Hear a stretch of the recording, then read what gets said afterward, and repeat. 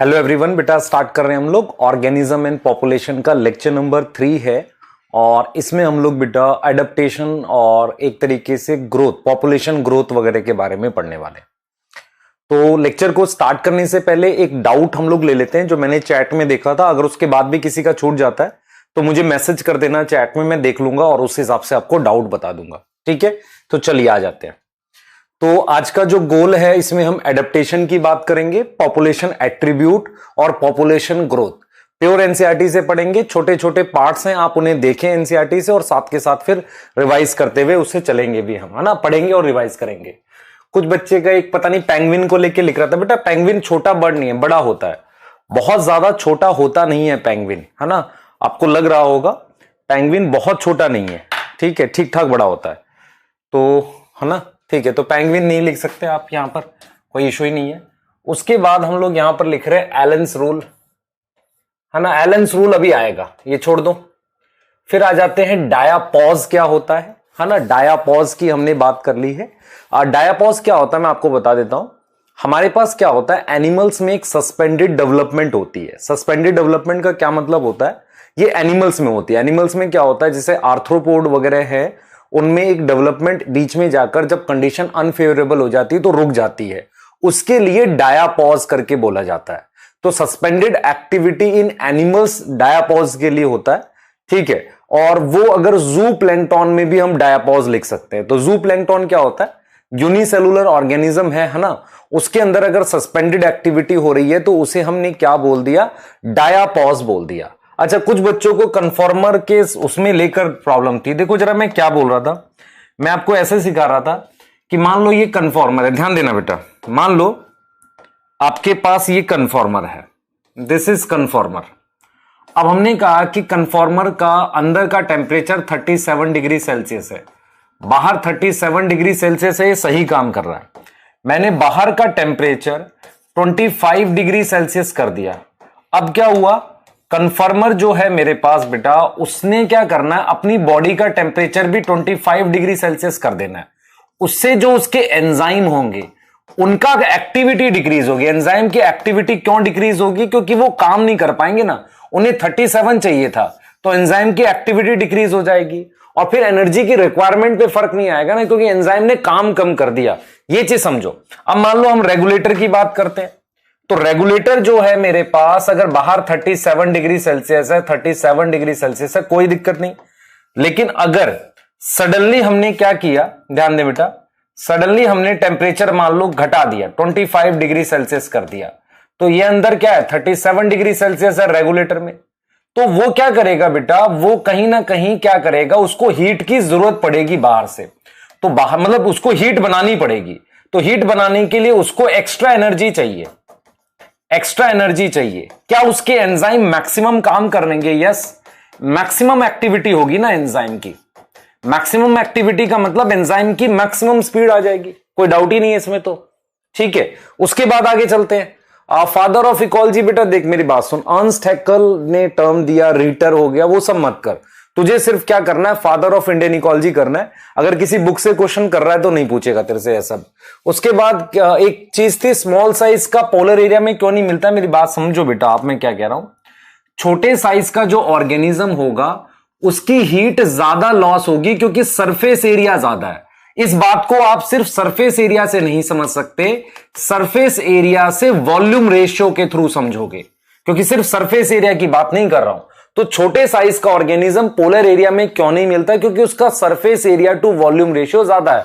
मैंने आपको यही तो बोला, आप क्यूब बनाओ ऐसे, मान लो ये क्यूब एक ऑर्गेनिज्म है, इसकी साइड 2 सेंटीमीटर है, छोटा ऑर्गेनिज्म हो गया। एक बड़ा क्यूब बना लो, ये तो आपको मैंने सेल डिवीजन में भी बताया था, 4 सेंटीमीटर ले लो, तो इसका surface area to volume ratio high होगा, तो ये ज्यादा मतलब रिलीज करेगा। कुछ बच्चे बेटा उम्मीद को लेकर पूछ रहे थे कि रिवीजन करना है। बेटा एक बार अपना सिलेबस खत्म कर लो, उसके बाद आप बैच में भी मैं कराऊंगा रिवीजन, और यहां से भी कर सकते हो। मैं बैच में ऐसा नहीं कि कुछ भी नहीं कराऊंगा, आपको क्वेश्चंस की प्रैक्टिस कराने वाला हूं, ठीक है।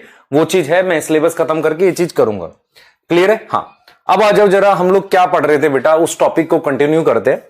मैं आपको पढ़ा रहा था effect of abiotic on biotic, हम लोग पढ़ रहे थे, ठीक है। यहां पर हमने एक बात बोली थी आपको changes occur for shorter duration में, अगर शॉर्टर ड्यूरेशन में कोई बदलाव होते हैं तो वहां पर हमारे पास मैंने दो चीजें बताई थी। एक बताई थी मैंने माइग्रेशन, जो मैंने डिस्कस किया था लास्ट क्लास में कि वो भाग जाएगा, दूसरा वो करेगा सस्पेंशन। दोनों टेम्पररी होता है, वापसी भी आ सकता है, लेकिन अगर लॉन्गर ड्यूरेशन में होगी तो ऑप्शन होता है एडप्टेशन। उसके पास और कोई ऑप्शन नहीं होता एडप्टेशन के अलावा। अब मैं आपको एडप्टेशन बता रहा हूं। आपने एक वर्ड और सुना होगा, एक्लिमेटाइजेशन। एक्लिमेटाइजेशन कम टाइम की एडप्टेशन होती है। जैसे मान लो अचानक से आप क्या करो, मान लो किसी ऐसी जगह पहुंचो जहां पर, जैसे आप हाइट पे चले जाओ, हाइट पे जाने से अगर आपका आरबीसी काउंट बढ़ रहा है तो आप एक्लिमेटाइज हो रहे हो, लेकिन अगर परमानेंट बढ़ रहा है तो आप एडप्ट कर गए उस एरिया के लिए। तो एक्लिमेटाइज होता है कि आप थोड़ी देर के लिए एडप्ट करते हो। तो अब हम क्या करेंगे, एडप्टेशन की डिटेल पढ़ने वाले। अब मेरी बात बहुत ध्यान से सुनेंगे आप। देखो, जब आप क्लास 12th में थे या अभी भी अगर आप क्लास 12th में होंगे तो क्लास 12th में एक एक्सपेरिमेंट कराए जाते थे जिनमें फोटोग्राफ दिखा के स्पॉटिंग के काम होता था। एक्चुअल में क्या था, क्लास 12th के प्रैक्टिकल्स में अडप्टेशंस पे क्वेश्चंस कराए जाते थे। ठीक है, यहां तक कोई डाउट नहीं। इसी वजह से अडप्टेशन कुछ थोड़ा बहुत एक्स्ट्रा आ जाता है नीट में, आउट फ्रॉम एनसीईआरटी। कितना आ जाता है वो मैं सारा बताऊंगा, बहुत ज्यादा नहीं, थोड़ा बहुत, छोटे छोटे टॉपिक है। तो अडप्टेशन को पहले मैं डिफाइन करूंगा, पर मैं आपको एक चीज क्लियर करता हूं, अडप्टेशन एग्जैक्टली है क्या। मेरे पास आपने पढ़ा था, हम ऑर्गेनिज्म लेवल इकोलॉजी पढ़ रहे थे। ऑर्गेनिज्म लेवल इकोलॉजी में एक बहुत इंपॉर्टेंट चीज होती है हैबिटाट। हैबिटाट क्या है, वो एरिया जहां पर ऑर्गेनिज्म रहता है। ठीक है, वहां पर बायोटिक और एबायोटिक कंपोनेंट होते हैं। तो ऑर्गेनिज्म वहां रहते रहते एडप्ट कर जाता है। एडप्टेशन का मतलब है कि अब वो मतलब खुद को ऐसा कर चुका है, मतलब खुद में वो बदलाव ला चुका है ताकि वो उस पर्टिकुलर हैबिटाट में सरवाइव कर सके, रिप्रोड्यूस कर सके, है ना, रिप्रोड्यूस कर सके, सरवाइव कर सके, फूड ऑब्टेन कर सके। तो एडप्टेशन क्या होता है, किसी भी ऐसे चेंज, मतलब एडप्टेशन कोई भी ऐसा चेंज जो किसी की मॉर्फोलॉजी में हो, मॉर्फोलॉजी मतलब स्ट्रक्चर में हो, उसकी फिजियोलॉजी में हो, समझ में आ रहा है, उसकी एनाटॉमी में हो और या बिहेवियर में हो। किसी भी ऑर्गेनिज्म में होने वाला बदलाव उसकी मॉर्फोलॉजी, एनाटॉमी, बिहेवियर, किसके लिए, सर्वाइवल और रिप्रोडक्शन के लिए। यहां तक समझ में आ रही है, इन अ गिवन हैबिटाट, किसी पर्टिकुलर हैबिटाट में। हैबिटाट कंपलसरी है। तो अगर मैं एडप्टेशन को डिफाइन करूंगा तो मैं ऐसे लिखूंगा, it is change in morphology, morphology समझ में आता है बेटा, स्ट्रक्चर, एनाटॉमी ये भी समझ में आता है, फिजियोलॉजी एंड बिहेवियर। किसके लिए, फॉर सर्वाइवल एंड रिप्रोडक्शन। किसमें, इन गिवन हैबिटाट में। किसी गिवन हैबिटाट में जिंदा रहने के लिए उसने जो भी अपने अंदर बदलाव लाए, उन सब को हम क्या कहते हैं, एडप्टेशन कहते हैं। ध्यान से समझो, ध्यान से। शुरुआत में एडप्टेशन टेम्पररी होती है, पर टाइम के साथ वो जीन्स में फिक्स हो जाती है। मतलब मैं अगर आपसे कहूं कि मान लो किसी बर्ड ने अपने ये बनाए थे, मान लो कोई बर्ड ने फिन्स ऐसे वो बनाए थे, वेबिंग बनाई थी ताकि पानी में तैर सके, फ्लोट कर सके, जैसे कि डक। तो ऐसा हो गया कि अब वो उसके जीन में चला गया, तो वो पैदा ही उस वेबिंग के साथ होगा। तो टाइम के साथ क्या होती है, ये बहुत इंपॉर्टेंट पॉइंट है नोट का, ये बहुत इंपॉर्टेंट पॉइंट है बेटा नोट का, कि विद टाइम हमारे पास क्या हो जाता है, अडप्टेशन जेनेटिकली फिक्स्ड हो जाती है। With time adaptation is genetically fixed. Adaptation is genetically fixed. ये ध्यान रखना, बहुत इंपॉर्टेंट बात है ना, क्लियर है। यहां तक समझ में आ रहा है। मैं एक वर्ड यूज कर रहा था, एक्लिमेटाइजेशन, याद करो, ये कुछ एडप्टेशन जैसा ही होता है। एक्लिमेटाइजेशन जो होता है ना बेटा, वो कुछ शॉर्ट टर्म की एडप्टेशन होती है। शॉर्ट टर्म की एडप्टेशन को हम एक्लिमेटाइजेशन कहते हैं, क्योंकि long term adaptation generally genetically fixed हो जाती है, जीन्स में आ जाती है। यहां तक समझ में आ गई, इसको हम एक्लिमेटाइजेशन कह रहे हैं। अब मैं आपसे कह रहा हूं कि यार सिलेबस में आपके क्या दे रखा है, एडेप्टेशन के उदाहरण दे रखे हैं। मैं आपसे आज जानना चाह रहा हूं, अगर मुझे आपको एडेप्टेशन के उदाहरण एग्जाम्पल पढ़ाने हैं, आप मुझे बताओ मैं आपको कहां पढ़ाऊंगा, नॉर्मल कंडीशन में होती है कि एक्सट्रीम में होती है, खुद बताओ जरा। एडेप्टेशन नॉर्मल कंडीशन में होती है कि एक्सट्रीम कंडीशन में होती है, खुद बताओ, सोचो इस बात को। सर नॉर्मल में नहीं, एक्सट्रीम में होती है। मैं आपको यही बताता हूं बेटा कि जैसे हम कहते हैं ना कि आपकी स्पेशल एबिलिटी हमेशा मुसीबतों में निकल के आती है। जितना हम कहते हैं ना कि जितना मतलब आप आग सहोगे, जितनी आप प्रॉब्लम सहोगे, उतना आप और ज्यादा एफर्ट निकल के आएगा। ऐसे ही एडेप्टेशंस जब भी देखने को मिलती है कुछ अनयूजुअल जगह, एक्सट्रीम जगह मिलती है, इसीलिए हम अलग अलग हैबिटाट को लेंगे और वहां की एडेप्टेशन को स्टडी करेंगे। तो मेरे पास एनसीईआरटी में जो सिलेबस में है, ध्यान से सुनेंगे, ये एनसीईआरटी में सिलेबस में दे रखी है एडेप्टेशन। एनसीईआरटी में है कि एडेप्टेशन डेजर्ट में कौन सी होगी, कोल्डर क्लाइमेट में कौन सी होगी, फिजियोलॉजिकल एडेप्टेशन, कुछ बिहेवियरल एडेप्टेशन और कुछ बायोकेमिकल एडेप्टेशन। ये एनसीईआरटी में गिवन है। ये आपको मुझे एक्स्ट्रा बतानी है। ये वाली क्या है, एक्स्ट्रा आपको मुझे बतानी है। क्लियर हुई कि नहीं? ध्यान दें बेटा, ये आपको मुझे क्या करनी है, एक्स्ट्रा बतानी है। तो ये वो एडेप्टेशन है जो मुझे एनसीईआरटी में है और ये एडेप्टेशन वो है जो मुझे एक्स्ट्रा बतानी है। क्लियर है? यहां तक समझे बेटा, ये चीज समझे? तो ये एडेप्टेशन हो गई, ये चीज ये हो गई। अब हम बात करते हैं एडेप्टेशन की किसमें। देखो हम सबसे पहले डेजर्ट में पढ़ेंगे। तो डेजर्ट में एडेप्टेशन दो तरीके की है, एक है मेरे पास प्लांट्स की और दूसरी मेरे पास क्या है, एनिमल्स में। एक प्लांट्स में है और दूसरी मेरे पास किस में है, एडेप्टेशन एनिमल्स में है। एक प्लांट्स में, दूसरी एनिमल्स में। क्या ये क्लियर है?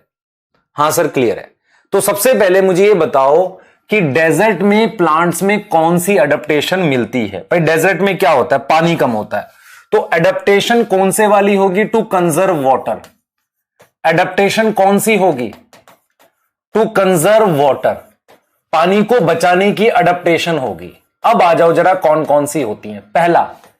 पहला हमारे पास सनकन स्टोमेटा होता है। What is सनकन stomata? अगर स्टोमेटा नॉर्मल लेवल से अंदर हो, देखो बेटा यहां पर ध्यान दो, मान लो तुम्हारे पास ये मैंने सेल्स बना दिए, ये स्टोमेटा एपिडर्मल सेल्स पे ही है नॉर्मल लेवल पे, लेकिन अगर स्टोमेटा नॉर्मल एपिडर्मल सेल से अंदर की तरफ हो, ये देख रहे हो ये वाला, इसको सनकन कह रहे हैं। ठीक है, तो सबसे पहला मैंने लिख दिया सनकन स्टोमेटा। दूसरा लीफ मॉडिफाई इनटू स्पाइंस, ताकि सरफेस एरिया कम हो जाए।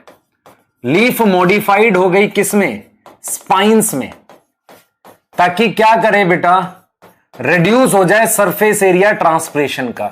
Reduced surface area for transpiration. कोई डाउट है? सोचो भाई, ट्रांसपिरेशन का सरफेस एरिया कम हो जाएगा ना, दिमाग लगाओ अपना। हां सर ये ठीक लग रहा है। और सोचो, और होगा थिक क्यूटिकल। क्यूटिकल क्या कम करता है बेटा, ट्रांसपिरेशन कम करता है, डिक्रीज ट्रांसपिरेशन। और क्या कर सकते हैं पानी बचाने के लिए, मुझे पानी बचाना है, मुझे क्या करना है, पानी बचाना है बेटा, ध्यान से सुनेंगे, मुझे पानी बचाना है। फोर्थ हम क्या कर सकते हैं, स्टोमेटा ओपन होगा नाइट में। कैंप प्लांट्स, तो कैंप प्लांट्स का मतलब है स्टोमेटा कब खुलेगा, नाइट में, पानी कम लॉस होगा, ओपन इन नाइट। और कुछ कर सकते हैं, फोटोसिंथेटिक स्टेम, उसमें क्या होगा बेटा, स्टेम फोटोसिंथेटिक होने से क्या होगा, लीफ फोटोसिंथेटिक नहीं है, तो फोटोसिंथेटिक स्टेम होगा। तो ये कुछ फीचर्स हैं जो एनसीईआरटी ने लिखे हैं।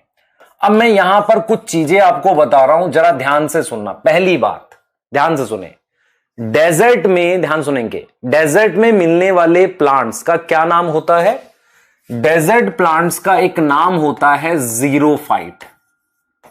जीरोफाइट, ध्यान से सुनना। दूसरा, जीरोफाइट जो होते हैं, जिनके पास, ध्यान सुनेंगे बेटा, जिनके पास स्टेम, लीफ और रूट में से कोई भी पार्ट, एनी पार्ट थिक हो, मोटा हो और जिसमें पानी स्टोर हो, इसके लिए हम वर्ड यूज करते हैं succulent.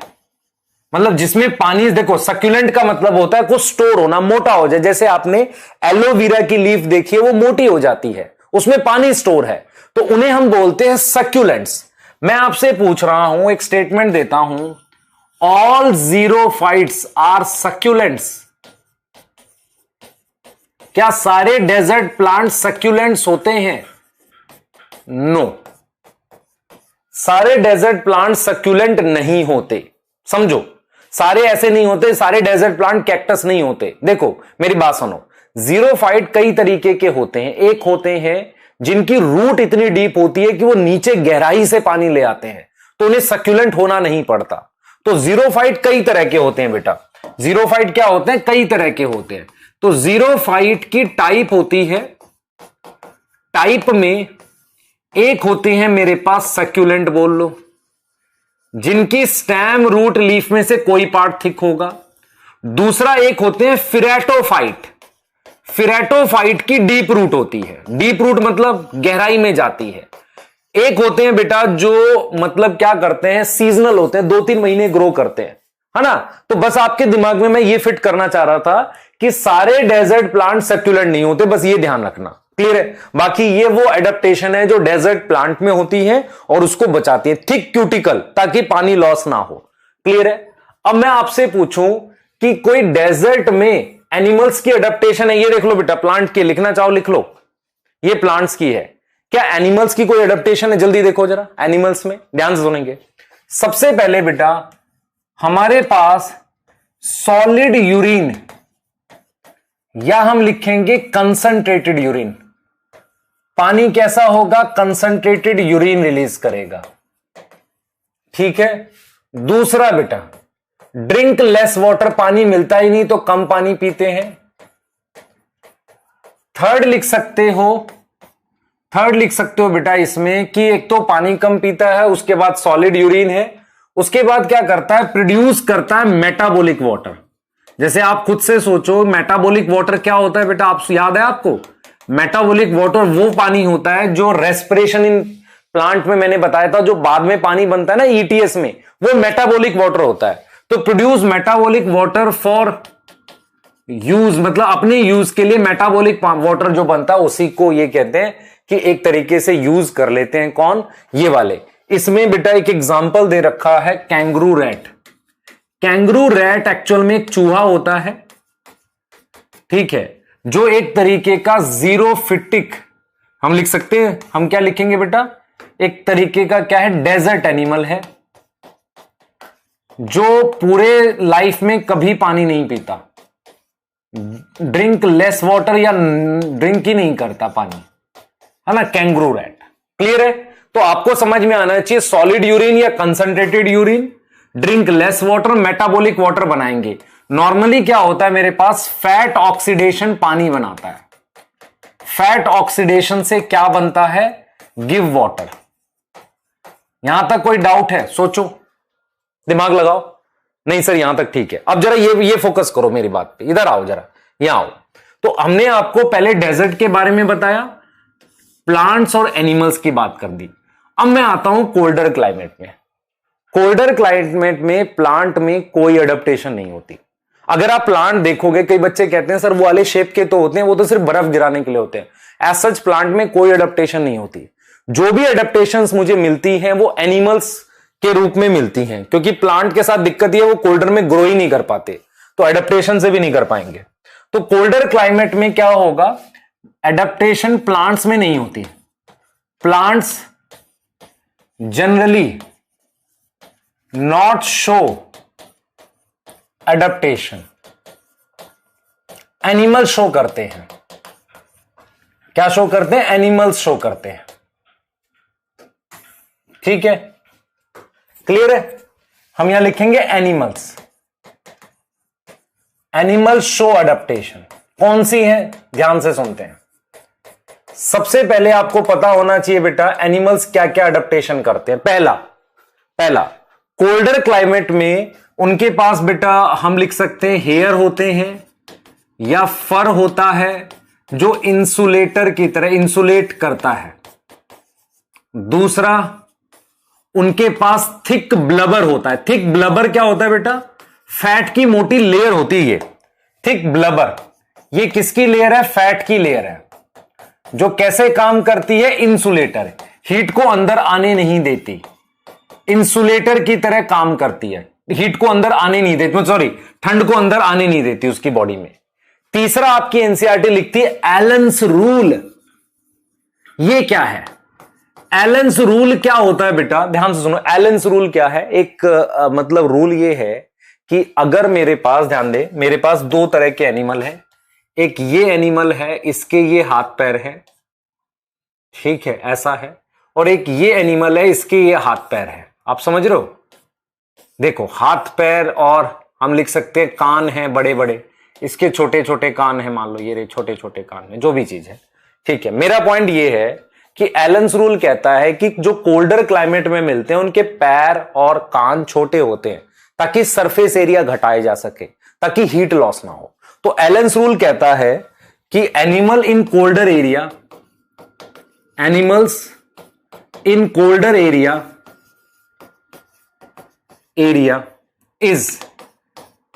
is have small ear and limbs to reduce heat loss। समझ में आ रहा है? क्योंकि हीट लॉस सरफेस से होगा। टू रिड्यूस हीट लॉस हमारे पास हम बात करते हैं एलन्स रूल की। तो हमने यहां पर क्या लिखा बेटा? हमने लिखा हेयर, फर वगैरह इंसुलेटर है, थिक ब्लबर होता है फैट की लेयर।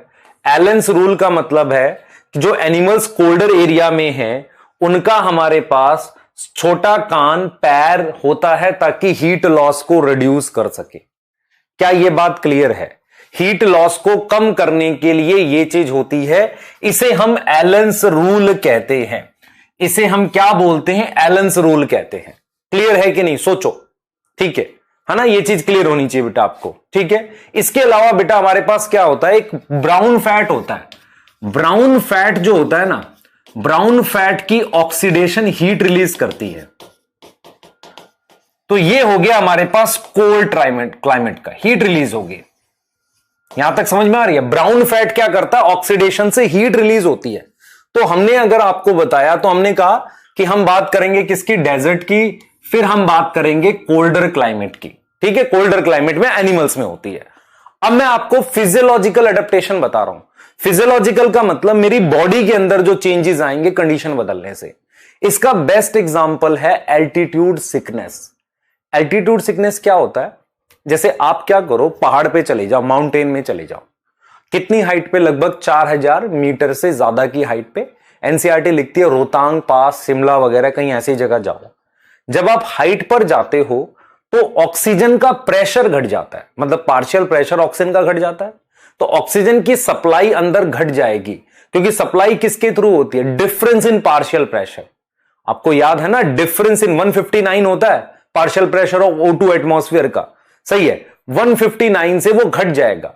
अगर वो घट जाएगा, डिफरेंस कम हो जाएगा पार्शियल प्रेशर का, तो फिर ऑक्सीजन की सप्लाई आपके अंदर घट जाएगी। तो हमें क्या फील होता है? हमें नोजिया, चक्कर आने लगते हैं, वॉमिटिंग होने लगती है, हेडेक होने लगती है, हार्ट पल्पिटेशन, दिल घबराने लगता है। इसे कहते हैं हाई एल्टीट्यूड सिकनेस। इसे क्या बोलते हैं? एल्टीट्यूड सिकनेस कहते हैं। अब बॉडी क्या करती है? बॉडी कहती है कि यार हम कुछ कर सकते हैं इसके लिए। हां, कर सकते हैं। सबसे पहले बॉडी कहती है कि चलो एक बार सांस बढ़ाओ। ब्रीदिंग रेट बढ़ाने से क्या होगा? अगर आप ब्रीदिंग रेट बढ़ाओगे तो कहीं ना कहीं आप क्या कर रहे हो? ऑक्सीजन की सप्लाई बढ़ा रहे हो लंग्स में, क्योंकि डिफरेंस कहां हुआ है? हार्ट नहीं प्रॉब्लम कर रहा है, क्या हुई? लंग्स में कम ऑक्सीजन जा रही है। तो आप लंबी सांस, मतलब ब्रीदिंग रेट बढ़ा रहे हो, या तो बार बार लो या लंबी सांस लो, ठीक है। ब्रीदिंग रेट बढ़ रही है तो ब्रीदिंग रेट बढ़ जाता है। दूसरा क्या होता है बेटा? हमारे ब्लड में आरबीसी काउंट बढ़ जाता है, क्योंकि हम क्या समझ रहे हैं? ऑक्सीजन को कौन कैरी करेगा टिश्यू तक? कौन लेकर जाएगा? हमारे पास हेमोग्लोबिन, आरबीसी लेके जाएगा। तो आरबीसी का काउंट बढ़ जाता है, इसीलिए जो लोग पहाड़ पर रहते हैं उनका हेमोग्लोबिन का अमाउंट ज्यादा होता है। तीसरा क्या होता है? तीसरा, हेमोग्लोबिन की ऑक्सीजन के साथ बाइंडिंग कैपेसिटी घट जाती है। अब यह बड़ा स्ट्रेंज है कि अगर हेमोग्लोबिन की बाइंडिंग कैपेसिटी घट रही है ऑक्सीजन से, इससे फायदा कैसे हो रहा है बताता हूं, ठीक है। आ जाओ, थर्ड एडेप्टेशन की बात करते हैं। अडेप्टेशन इन हाई एल्टीट्यूड। तो देखो ध्यान से सुनना बेटा। एक पर्सन जो प्लेन का है, normal person, when a person from plain, plain क्या होता है बेटा? हवाई जहाज नहीं, जो नॉर्मल जगह सिटीज में रहता है, जब वो मूव करता है, when move to high altitude, move to high altitude, कितना हाई? कितना हाई भैया? मोर देन 3500 मीटर हाइट पे जा रहा है। लाइक रोहतांग पास, ऐसी जगह जा रहा है, ठीक है। तो उसमें क्या होगा? वहां पर पार्शियल प्रेशर ऑफ ऑक्सीजन घट जाएगा, पार्शियल प्रेशर ऑफ O2 क्या हो जाएगा? डिक्रीज हो जाएगा। आ रही है बात समझ? ऑक्सीजन का पार्शियल प्रेशर घट गया। अब क्या करें? अगर ऑक्सीजन का पार्शियल प्रेशर घट गया, समझना ध्यान से, तो उसको क्या फील होगा? उसको क्या होगा? सिम्टम्स आएंगे। कौन से सिम्टम्स आएंगे? ये सिम्टम्स आएंगे, देखो, नौजिया, चक्कर आना, वॉमिटिंग। कई बार क्या होता है, आप बस में जाते हैं, गोल गोल घूमती है, आपको लगता है चक्कर उससे आ रहा है, नहीं बेटा, पहाड़ पे जा रहे हो, ऑक्सीजन कम हो रही है। वॉमिटिंग, हार्ट पल्पिटेशन, दिल घबराना, हेडेक। कुछ बच्चों को एग्जाम के टाइम पर होती है बातें, ऐसे वाले सिम्टम तब आते हैं जब एग्जाम पास आ जाता है, नहीं मक्कार टाइप के बच्चों में। हाँ भाई आ जाओ, ये सिम्टम्स आते हैं, इन्हें हम कहते हैं, इन कंडीशंस को हम क्या नाम देते हैं? Condition is altitude sickness. तो एल्टीट्यूड सिकनेस एक कंडीशन है, और ये जो हमने लिखा है ये सिम्टम्स है। क्या ये क्लियर हुआ कि नहीं? ये हमारे पास सिम्टम्स हैं और वो कंडीशन है। तो एल्टीट्यूड सिकनेस हमारे पास कंडीशन है और ये हमारे पास क्या है? सिम्टम्स है। क्या ये बात समझ में आई कि नहीं आई? बताओ जल्दी से, क्या ये वाली बात समझ में आ गई? क्लियर है? क्लियर? तो आपको ये चीज क्लियर होनी चाहिए कि when a person from plain move to high altitude more than 3500 metre, like Rohtang pass, partial pressure of oxygen decrease, symptoms है हमारे पास nausea, vomiting, heart palpitation, condition is altitude sickness. यहां तक कोई दिक्कत है? Condition is altitude sickness. सोच लो इस बात को, इस कंडीशन को एल्टीट्यूड सिकनेस कहते हैं। तो बॉडी कैसे ओवरकम करती है? देखो, body overcome by physiological adaptation, ये है टॉपिक। फिजियोलॉजिकल, बॉडी में अडेप्टेशन कर रहे हैं। कौन सी कर रहे हैं बताओ भाई, कौन सी कर रहे हैं? याद करो, देखो मैं 2 बार रिपीट करता हूं इसलिए ताकि याद हो जाए। पहला आप प्रेशर तो बढ़ा नहीं सकते, तो ब्रीदिंग रेट बढ़ा दो, हवा को ज्यादा अंदर लेकर आओ, सही है, लंग्स में ज्यादा हवा लाओ। दूसरा, ऑक्सीजन का ट्रांसपोर्ट बढ़ा दो। तो कैसे बढ़ाओगे? इंक्रीज आरबीसी, सही है। तीसरा, ये बहुत ध्यान से याद करना, इसमें गलती करोगे आप, नीट में आ जाएगा। तो डिक्रीज लिखा है एनसीईआरटी ने, decrease binding affinity of RBC with O2, oxygen के साथ हेमोग्लोबिन की, आरबीसी नहीं लिखना चाहिए, हेमोग्लोबिन की, ऑक्सी हेमोग्लोबिन की, ये चीज डिक्रीज कर रहा है। मतलब क्या हुआ? HbO2 को टूटना प्रमोट कर रहा है Hb प्लस O2 में, इससे ऑक्सीजन इजिली रिलीज होगी टिश्यू में। समझो ध्यान से, इन टिश्यू। तो कहीं ना कहीं अगर बाइंडिंग एफिनिटी डिक्रीज कर रहा है तो ये इस मतलब इक्विलिब्रियम को इधर शिफ्ट कर रहा है, तो इससे क्या होगा? ऑक्सीजन आसानी से रिलीज होगी टिश्यू में, इसलिए उसने डिक्रीज लिखा है। क्लियर है? ठीक है, क्लियर। जब आपने ऑक्सीजन डिसोसिएशन कर्व पढ़ा था तो आपने ये पढ़ा भी था कि एक डीऑक्सीजनेटेड ब्लड अगर मसल के पास से जाता है जहां पार्शियल प्रेशर और कम है, वो और ऑक्सीजन भी निकाल सकता है उसमें से, क्योंकि डीऑक्सीजनेटेड का ये मतलब नहीं होता बिल्कुल जीरो ऑक्सीजन है। एज कंपेयर टू ऑक्सीजनेटेड कम है, पार्शियल प्रेशर कम होता है, ऐसा थोड़ी बिल्कुल जीरो होती है, नहीं। क्लियर है? ये चीज समझ में आ रही है? तो हम डिक्रीज कर रहे हैं, हम इजिली रिलीज कर रहे हैं टिश्यू के अंदर। आगे की कहानी, अब हम बात करेंगे बेटा, हमने ये बात कर ली, हमने फिजियोलॉजिकल अडेप्टेशन की भी बात कर ली, कोल्डर क्लाइमेट, डेजर्ट। अब हम दो अडेप्टेशन की बात करेंगे, बिहेवियरल, बायोकेमिकल। सही है, हम किसकी बात करेंगे, एक सेकंड देना बेटा। बिहेवियरल एंड हम बात कर रहे हैं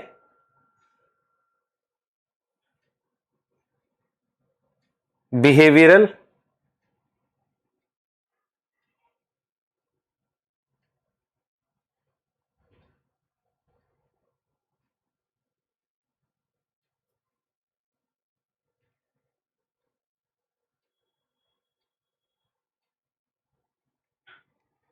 ठीक है, बिहेवियरल और हमारे पास क्या है, बायोकेमिकल एडेप्टेशन की बात करते हैं। ध्यान से देखिए बेटा, अब हम यहां पर क्या बात कर रहे हैं इसको समझो।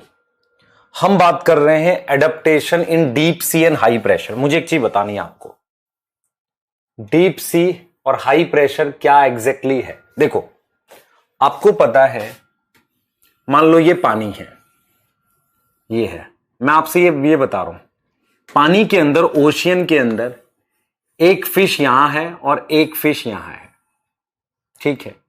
एक प्रेशर यहां पड़ रहा है और एक प्रेशर यहां पड़ रहा है, दो अलग अलग प्रेशर है। तो जो फिश ज्यादा गहराई पर होगी उसमें ज्यादा प्रेशर पड़ेगा। तो डीप सी में पार्शियल प्रेशर या जो प्रेशर पड़ता है वो बहुत हाई होता है। तो कहीं ना कहीं कोई ना कोई एडेप्टेशन होनी चाहिए। उसके अलावा अगर मैं आपसे कहूं जहां गर्म पानी मिलता है, गर्म पानी मतलब जहां टेम्परेचर ज्यादा है, वहां पर भी कोई एडेप्टेशन होती है क्या?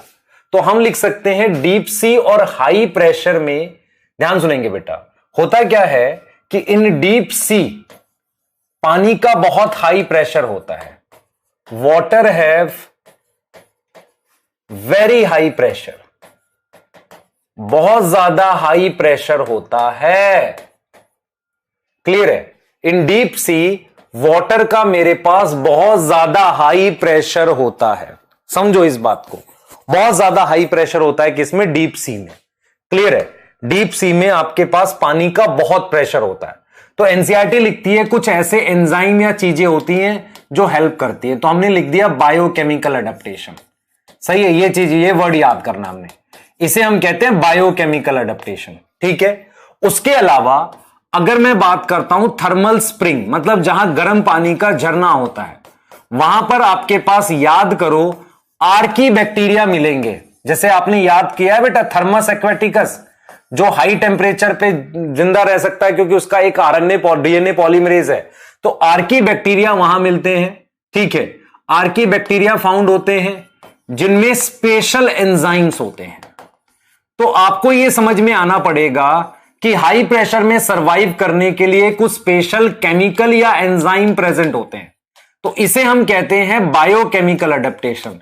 सिमिलरली जहां गर्म पानी है वहां कुछ आर्की बैक्टीरिया मिलते हैं जिनमें थर्मोस्टेबल, जैसे कि थर्मस एक्वेटिकस में था, थर्मोस्टेबल एंजाइम मिलते हैं। कोई डाउट है? सोचो। क्लियर है? सही है। अब आओ जरा हम बात करेंगे बिहेवियरल एडेप्टेशन की। ये अलग है। अगर आपसे कोई कहे बायोकेमिकल एडेप्टेशन, ये दोनों ले सकते हो, डीप सी वाला, हाई प्रेशर वाला और ये भी। और अगर आपसे कोई कहे बिहेवियरल एडेप्टेशन बताओ, बिहेवियरल मतलब बिहेवियर को बदलकर हम कर सकते हैं, तो इसका एग्जांपल है लिजर्ड। ठीक है, इसका एग्जांपल क्या है? लिजर्ड। लिजर्ड मतलब हमारे पास जो बाहर मिलती हैं लिजर्ड, उनकी बात कर रहा हूं, आपके घर की लिजर्ड की नहीं। लिजर्ड्स क्या होती हैं बेटा? उनका एक बिहेवियर होता है, विंटर में व्हेन टेम्परेचर ड्रॉप करता है सब जीरो, ड्रॉप टू सब जीरो, सब जीरो मतलब कई बार तो जीरो के नीचे भी चला जाता है, तो दे बास्क इन सन। टेम्परेचर सब जीरो ना लिख के ड्रॉप टू वेरी लो, तो वो क्या करते हैं? दे बास्क इन सन, वो सन में धूप सेकते हैं। किस लिए? To avoid drop of temperature in body, भाई अपनी बॉडी में उनके टेम्परेचर कम ना हो जाए इसलिए। आप देखो, मैं आपको एक चीज बताता हूं, जो घर में छिपकली होती है वो क्या करती है बेटा? वो विंटर में छुप जाती है और समर में निकल आती है। ठीक है, पर वो घर में रहती है। लेकिन जो बाहर लिजर्ड्स मिलती हैं या इवन स्नेक वगैरह, वो जब धूप होगी ना बढ़िया, है ना, और बहुत ठंड होगी तो धूप सेकते हैं खेत में आके मस्त एकदम, है ना, लोट मारते हैं, सही है वो ये रे। और अगर हम बात करते हैं समर की, तो समर में क्या होता है, आउटसाइड बहुत हीट होती है, आउटसाइड हीट होती है, और क्या होता है, आउटसाइड हीट होती है। To avoid this heat,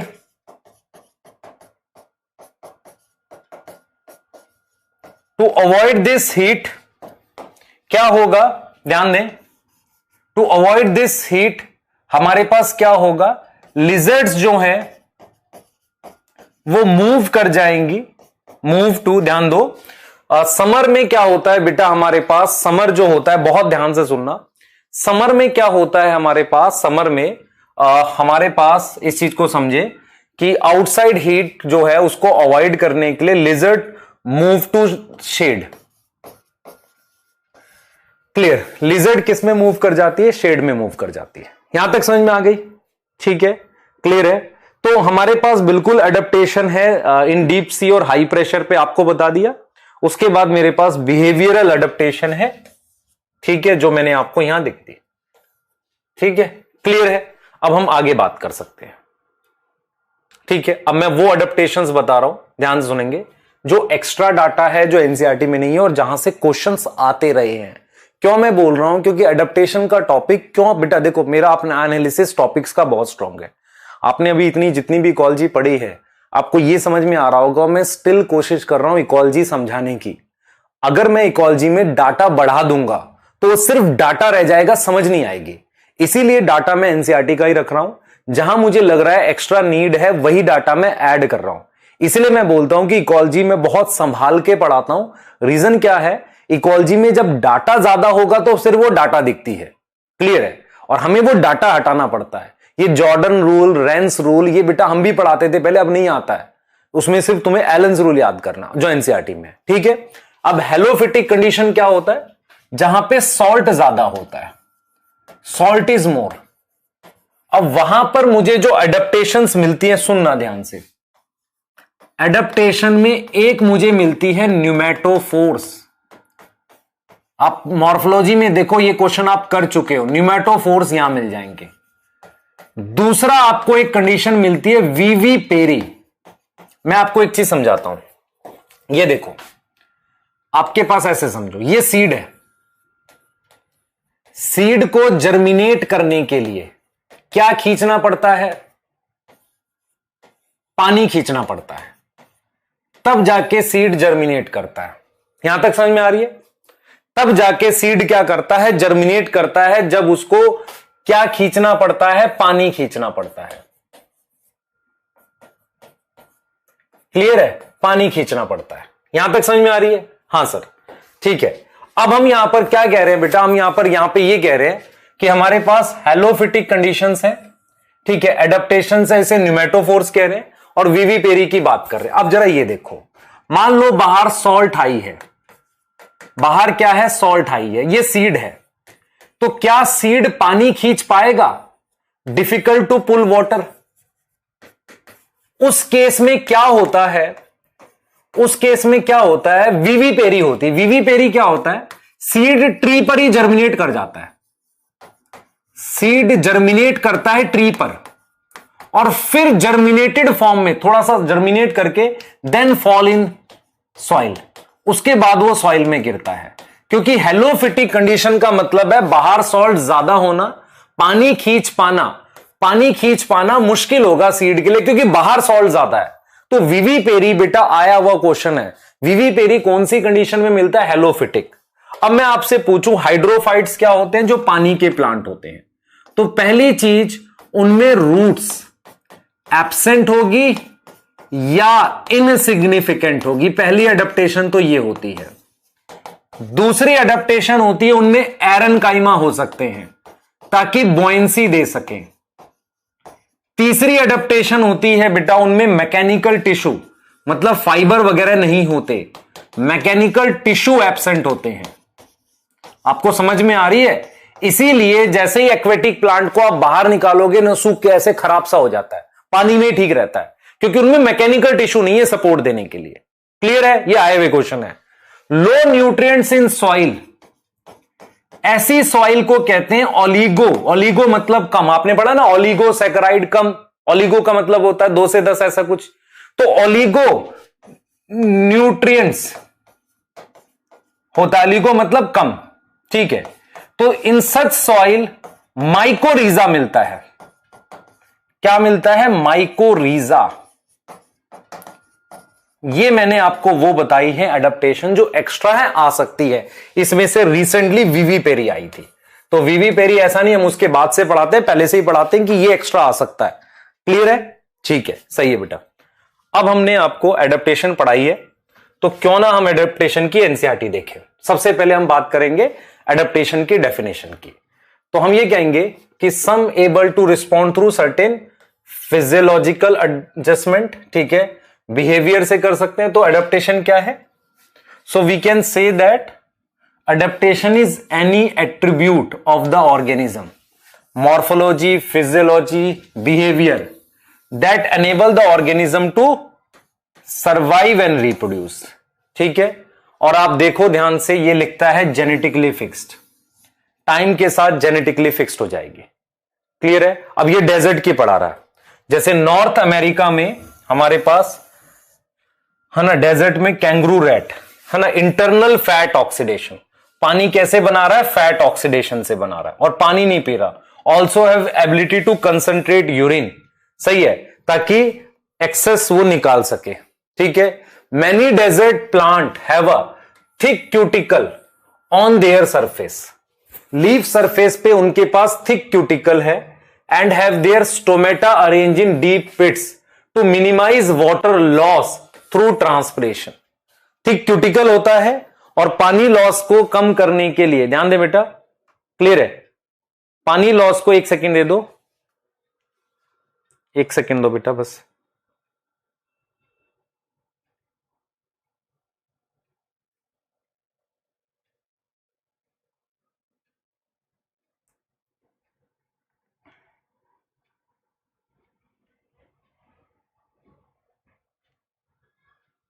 clear है?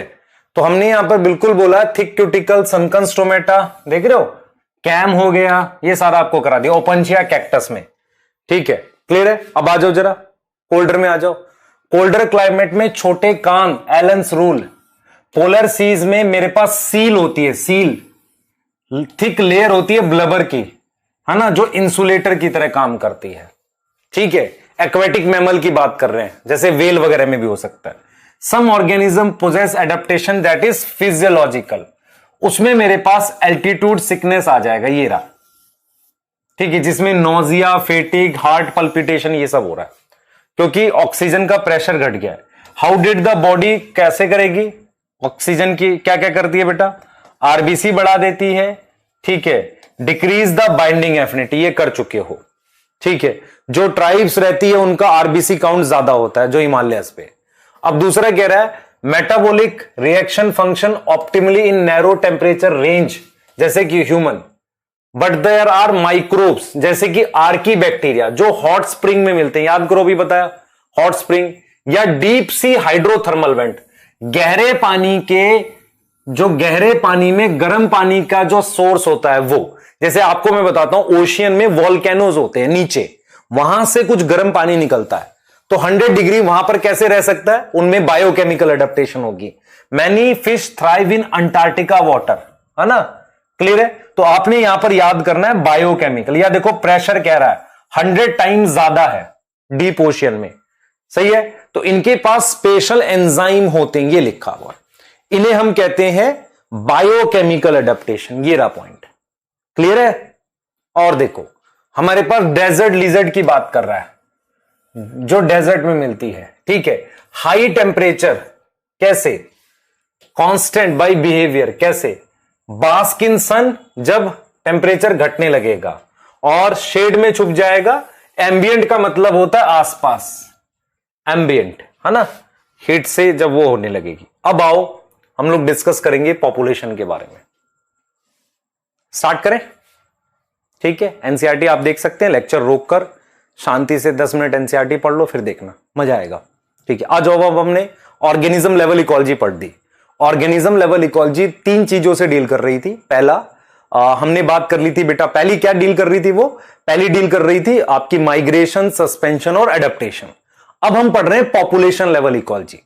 पॉपुलेशन लेवल इकोलॉजी को पढ़ने के लिए सबसे पहले हम पॉपुलेशन को डिफाइन कर देते हैं। तो पॉपुलेशन की डेफिनेशन में क्या लिखूंगा समझो। पॉपुलेशन की डेफिनेशन होती है, it is group of organism of same species living in a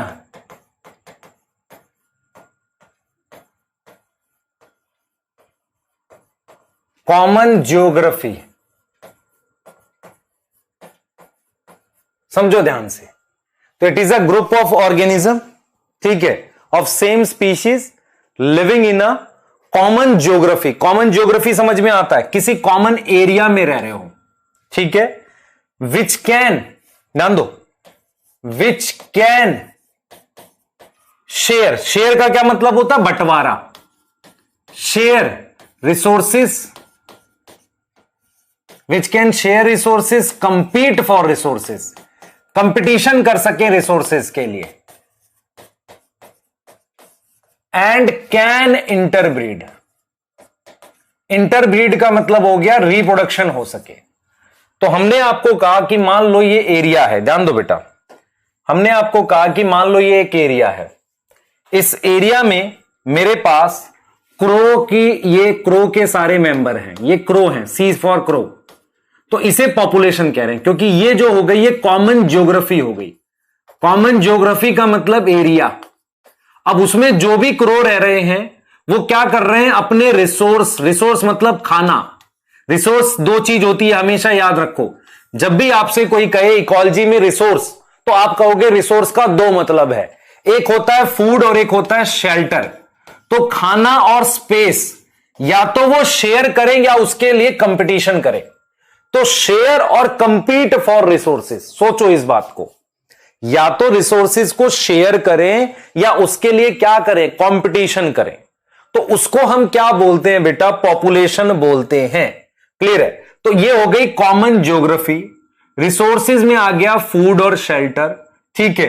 तो या तो वो कंपेयर करें, कंपीट करें, या मतलब शेयर करें, और आपस में इनमें रिप्रोडक्शन होती है, इसे कहते हैं पॉपुलेशन। अब मैं आपसे ये कह रहा हूं कि देखो ये इंडिया है और ये मान लो ऑस्ट्रेलिया है, तो यहां पर भी ह्यूमन रह रहे हैं, तो ये ह्यूमन की पॉपुलेशन हो गई, क्योंकि ये एक ज्योग्राफी है, यहां भी ह्यूमन रह रहे हैं।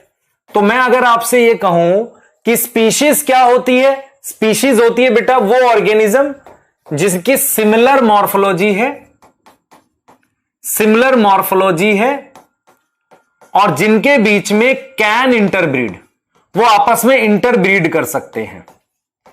अब पॉपुलेशन क्या होती है, सेम स्पीशीज के मेंबर, सेम स्पीशीज के मेंबर जिनकी कॉमन ज्योग्राफी है। आप समझो इस बात को, दोनों में फर्क समझो, what is difference between species and population. मैं अगर आपसे कहूं ह्यूमन, ये दो अलग अलग पॉपुलेशन का भी तो हिस्सा हो सकता है। तो वन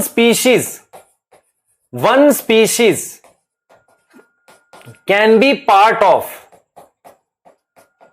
टू डिफरेंट पॉपुलेशन। सही है, गलत कहां है भाई, अलग अलग का भी तो पार्ट हो सकता है, ठीक है। अब मैं अगली चीज कह रहा हूं बेटा, आपको ध्यान दो, लेकिन जो पॉपुलेशन होती है बेटा वो सेम स्पीशीज के ही मेंबर होते हैं। In population only one species के मेंबर होते हैं, वन स्पीशीज के मेंबर होते हैं। आप समझो इस बात को। तो ये पॉपुलेशन और स्पीशीज में कंपैरिजन है। और मैं आपको एक चीज बताता हूं, ध्यान से सुनेंगे। आप जब एवोल्यूशन पढ़ोगे तो आपको नेचुरल सिलेक्शन पढ़ाया जाएगा। नेचुरल सिलेक्शन एक सिंगल ऑर्गेनिज्म पे काम करेगा या ग्रुप पे करता है, ग्रुप पे करता है, क्योंकि नेचुरल सिलेक्शन एक फोर्स है। वो किल तो हो सकता है सिंगल इंडिविजुअल को कर रही हो, पर सिलेक्शन ओवरऑल पॉपुलेशन में हो रहा है। तो कौन सी, ये क्वेश्चन आया हुआ है नीट में, कौन सी ऐसी एंटिटी है जिस पर नेचुरल सिलेक्शन काम करता है। मेरी बात ध्यान से सुनना, मैं क्या कहना चाह रहा हूं। नेचुरल सिलेक्शन जो है वो हो सकता है किसी पर्टिकुलर इंडिविजुअल को सिलेक्ट कर रहा हो, किसी को रिजेक्ट कर रहा हो, पर ये ओवरऑल पॉपुलेशन में देखा जाता है। क्लियर है? सिंगल इंडिविजुअल को लेके नहीं। समझो इस चीज को, क्लियर समझो इस बात को। तो ओवरऑल पॉपुलेशन को लेकर देखा जाता है। तो मैं आपको क्या कह सकता हूं बेटा, why we need to learn population level ecology, because हमारे पास क्या होता है बेटा, in any area single organism नहीं मिलता, single organism of species not exist, single organism species का एग्जिस्ट नहीं करता। बी, मेरे पास नेचुरल सिलेक्शन किस पे काम करता है, एक्ट ओवर पॉपुलेशन, जनसंख्या पे काम करता है।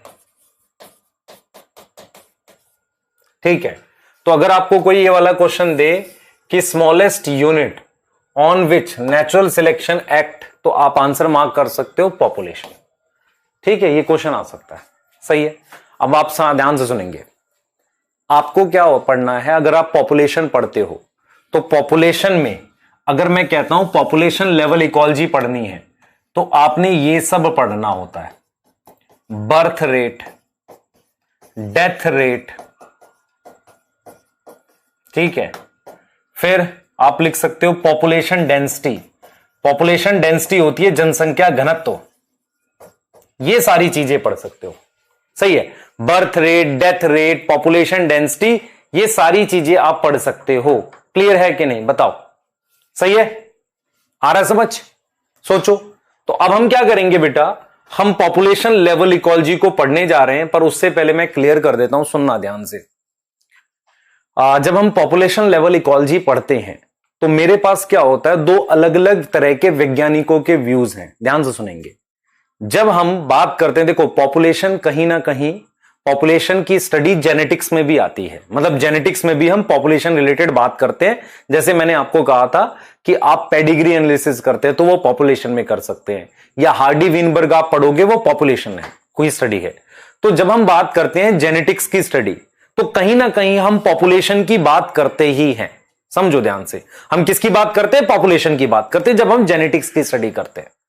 तो मैं आपको यह कह रहा हूं कि दो तरह के व्यू हैं अगर हम पॉपुलेशन की स्टडी करते हैं। एक है इकोलॉजिस्ट का व्यू, इकोलॉजिस्ट, और एक है जेनेटिसिस्ट का। तो जो जेनेटिक्स वाला साइंटिस्ट है ना, जब वो जेनेटिक्स बेस्ड पॉपुलेशन की स्टडी की जाती है तो वहां पर only product of sexual reproduction देखा जाता है, क्योंकि जेनेटिक्स में वेरिएशन एक इंपॉर्टेंट कंपोनेंट है। और जब इकोलॉजिस्ट स्टडी करता है पॉपुलेशन की, तो वो क्या देखता है, चाहे एसेक्सुअल से बना हो चाहे सेक्सुअल से बना हो, उनको दोनों को काउंट करता है किसमें, पॉपुलेशन में। क्लियर है? तो मैं आपको कह सकता हूं to views regarding population study. तो दो तरह के व्यूज हैं। एक पहला, फर्स्ट, इकोलॉजिस्ट का व्यू, पहला व्यू है इकोलॉजिस्ट का। ध्यान दे, पहला व्यू है इकोलॉजिस्ट का। इकोलॉजिस्ट का हमारे पास एक व्यू है, समझना इस बात को, बहुत इंपॉर्टेंट है। तो जो इकोलॉजिस्ट का व्यू हमारे पास है वो क्या कहता है, वो व्यू ये कहता है बेटा, इकोलॉजिस्ट का जो व्यू है वो ये कहता है कि हमारे पास, ध्यान देंगे बेटा, हमारे पास इकोलॉजिस्ट का जो व्यू है वो ये कहता है, हमारे पास, इस चीज को समझे कि जो पॉपुलेशन होती है, ध्यान सुनेंगे, both product of sexual and asexual reproduction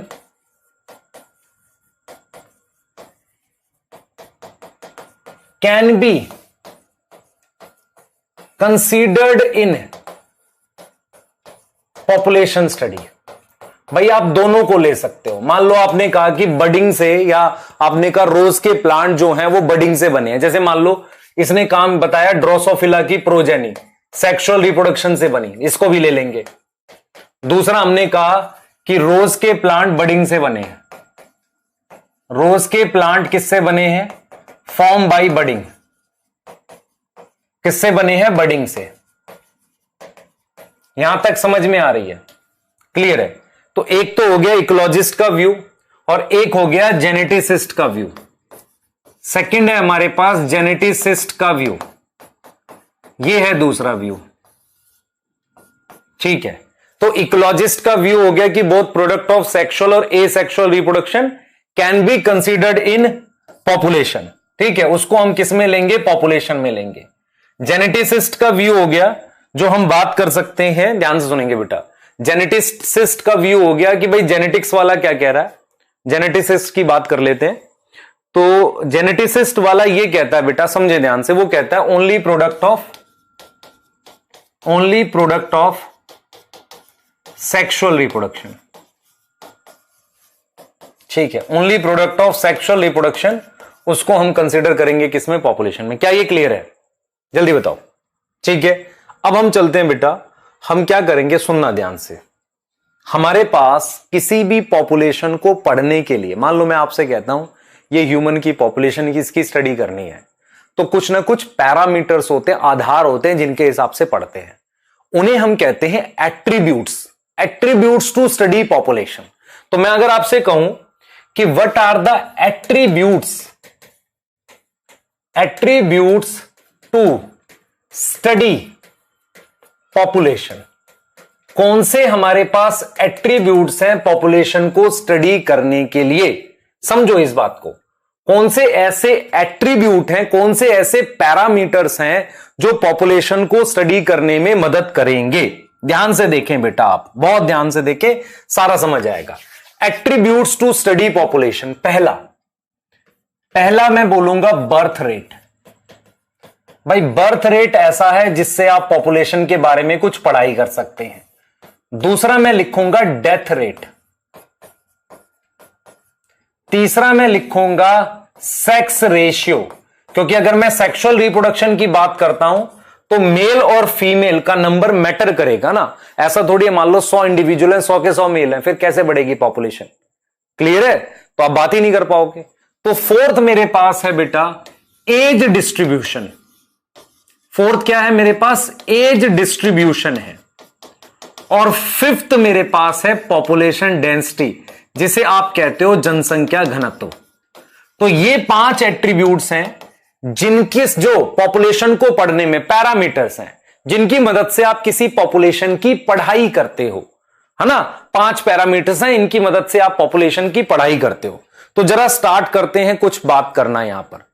ठीक है, तो सबसे पहले हम बात करते हैं, ध्यान से सुनेंगे। एनसीईआरटी कहती है अकेला इंडिविजुअल मुझे नहीं मिलता, हमेशा पॉपुलेशन मिलती है। सही है। पॉपुलेशन क्या होता है? जो किसी कॉमन एरिया में रहता हो, शेयर करे या कंपीट करे किसको? रिसोर्सेज को। रिसोर्सेज का क्या मतलब बताया? रिसोर्सेज का क्या मतलब है? खाना और शेल्टर। पोटेंशियली इंटरब्रीड कर सके, मतलब उनके बीच में सेक्सुअल रिप्रोडक्शन हो सके, ये पॉपुलेशन की डेफिनेशन है। उसके बाद हमने बोला है, आप देख लो ध्यान से, एनसीईआरटी कहती है कि a group of individual resulting even asexual reproduction is also considered as a population for the ecological studies. Ecological studies के लिए आप इनको लोगे, लेकिन जेनेटिसिस्ट वाला नहीं लेता। देखो देखो, पॉपुलेशन इकोलॉजी इज जेनेटिक्स में भी है, वो नहीं लेते। ठीक है। ऑल द कॉर्मोरेंट्स, कॉर्मोरेंट्स होते हैं birds, rats in abundant dwelling, teak wood in trees, bacteria in culture plate, lotus plant, इन सब को आप ले सकते हो पॉपुलेशन स्टडी में। इन अर्लियर चैप्टर आपने पढ़ा था individual one that has to cope up the change, it is the population level that natural selection. ये अर्लियर किसकी बात कर रहा है? एवोल्यूशन वाले चैप्टर की। ये कह रहा है कि एवोल्यूशन चैप्टर में आपने पढ़ा था कि नेचुरल सिलेक्शन किस पे काम करता है? पॉपुलेशन लेवल पे। जो मैं आपको पढ़ा रहा हूं बेटा वो एनसीईआरटी में भी है। ठीक है। अब हम बात कर चुके हैं पॉपुलेशन एट्रीब्यूट्स की। ठीक है, पॉपुलेशन एट्रीब्यूट्स की हम बात कर चुके हैं और अब हम उसे डिटेल में देखेंगे। ठीक है, सबसे पहले हम देखेंगे बर्थ रेट। ठीक है, बर्थ रेट देखेंगे, फिर डेथ रेट देखेंगे, फिर सेक्स रेशियो देखेंगे। बहुत इंपॉर्टेंट है, क्वेश्चन आ सकता है इनसे। आ जाओ, बर्थ रेट क्या होता है बेटा बताओ? बर्थ रेट ध्यान से सुनेंगे, it is number of birth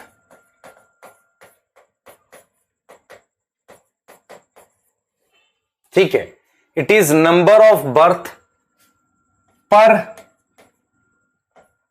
individual per capita लिख लो।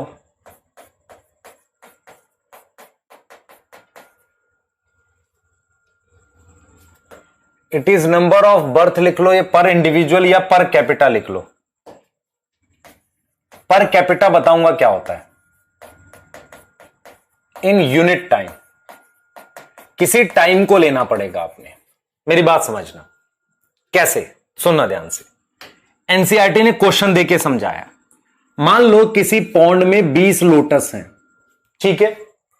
1 साल के बाद टाइम दे दिया 1 साल, मेरे पास 24 लोटस होंगे, तो कह रहा है बर्थ रेट क्या होगी। तो बर्थ रेट कैसे निकालोगे? सबसे पहले निकालो फाइनल माइनस इनिशियल। तो फाइनल माइनस इनिशियल निकालोगे तो इंक्रीज आ जाएगा। कितना आ गया बेटा? वो इंक्रीज आ जाएगा। तो इंक्रीज कितना आ गया? 24 माइनस 24 का। तो आप लिखोगे इंक्रीज कितना हुआ अपोन में इनिशियल। ये कितना आ गया? इंक्रीज हुआ 4 का, इनिशियल कितना था? 20। तो ये आ गया आपके पास पॉइंट, मान लो ये 4.5 आ गया, तो 0.2 आ गया। सही है, 1/5 कितना हो गया? 0.2। अब ध्यान से सुनना, 0.2 इंडिविजुअल पर लोटस मैंने किस पे निकाला है? एक लोटस पे निकाला है। 0.2 इंडिविजुअल एक लोटस पे। ये जो पर कैपिटा होता है ना, ये एक इंडिविजुअल पे निकाल सकते हो या आप निकाल सकते हो 100 पर, या निकाल सकते हो 1000 पे, किसी नंबर पे निकालते हैं। तो 0.2 इंडिविजुअल पर लोटस पर ईयर, तो ये टाइम हो गया कि नहीं? तो मैं आपसे पूछूं क्या 0.2 का बर्थ होगा? नहीं। 0.2 बर्थ हो सकता है? नहीं। लेकिन एक लोटस पे आपने निकाला है। इसको मैं ऐसा भी तो लिख सकता हूं, मैं अगर यहां पर 10 कर दूं तो यहां पर कितना आ जाएगा? 2 इंडिविजुअल आ जाएगा। 2 इंडिविजुअल पर 10 लोटस पर ईयर आ जाएगा। तो अगर आंसर में ये दे रखा हो ये मार्क करो, ये भी तो हो सकता है, गलत थोड़ी है। गलत नहीं है ना, नीट में आया हुआ क्वेश्चन है ऐसा एक।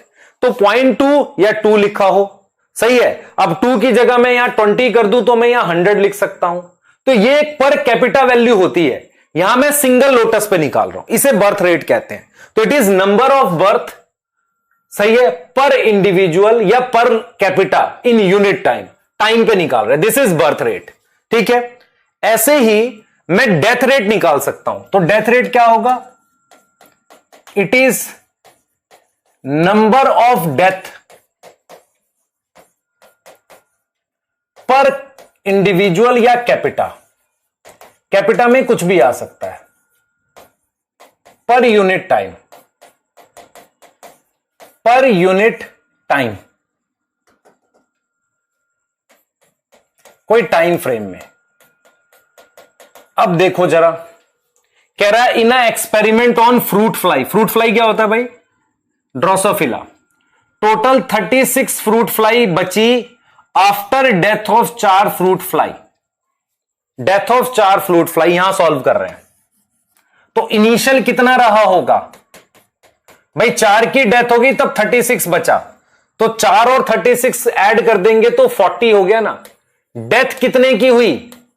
4 की हुई, तभी तो 36 बची। ध्यान दो इसे, ठीक है। तो डेथ रेट कितना आएगा? डेथ रेट हमेशा इनिशियल पे निकालते हैं, बर्थ रेट और डेथ रेट। तो डेथ रेट आ जाएगा 4/40। ठीक है। इंडिविजुअल पर फ्रूट फ्लाई पर वीक। मान लो यहां हमने टाइम क्या दे दिया? इन अ वीक ले दिया। मान लो इन अ वीक टाइम, मान लो वीक दे रखा होता टाइम, तो मैंने वीक पे निकाल लिया। मंथ हो सकता था, कुछ भी। तो ये डेथ रेट निकालने का तरीका है। ऐसे हम 1-2 क्वेश्चन और सॉल्व कर सकते हैं। जैसे ये देख लो, in a forest 36 tiger remain after death of 4 tiger in a month. तो मेरे पास कितने बचे हैं? 36 बचे हैं। कितने मर गए? 4। तो इनिशियल कितने रहे होंगे? इनिशियल 40 थे, 4 मर गए। ठीक है, फाइनल 36 रह गए। भाई फाइनल कितने रह गए? 36 दे रखा है। और डेथ कितनी की हुई? 4 की। तो कैसे निकालोगे? 4/40 इनिशियल पे निकालते हैं, ये रहा। तो 4/40 आ गया 0.1, 0.1 इंडिविजुअल। अब 0.1 थोड़ी मर सकता है, पर टाइगर पर मंथ। और यहां पर अगर मैं चाहूं तो इसको अगर 1 कर दूं तो यहां 10 हो जाएगा, इसको मैं अगर 20 कर दूं, सॉरी इसको मैं 10 कर दूं तो यहां 100 हो जाएगा। तो ये कैपिटा कहलाता है। कैपिटा का मतलब होता है एक नंबर, 10 ले लो, 100 ले लो, 1000 ले लो, ऐसे, ठीक है, जो डिविजिबल हो। अब देखो, मान लो एक वेटलैंड है, वेटलैंड मतलब जहां पानी होता है, वहां पर 20 बर्ड की बर्थ हुई है और टोटल नंबर 60 हो गया। तो बर्थ कितने का हुआ है? 20 का, ठीक है। फाइनल कितना है? 60। तो इनिशियल कैसे निकालोगे? 60 माइनस 20, 40 आ गया। तो बर्थ रेट किस पे निकालते हैं? इनिशियल पे। तो कितना आ गया? बर्थ टोटल इंक्रीज, ठीक है, अपॉन में इनिशियल। इनिशियल कितना था? 40, ठीक है। तो कितना आ गया ये? 2/4, 1/2, 0.5। तो 0.5 इंडिविजुअल पर बर्ड पर ईयर, ऐसे निकाल लिया बर्थ रेट। सही है? करने का तरीका समझ में आया? ये ऐसे करना है बेटा हमने।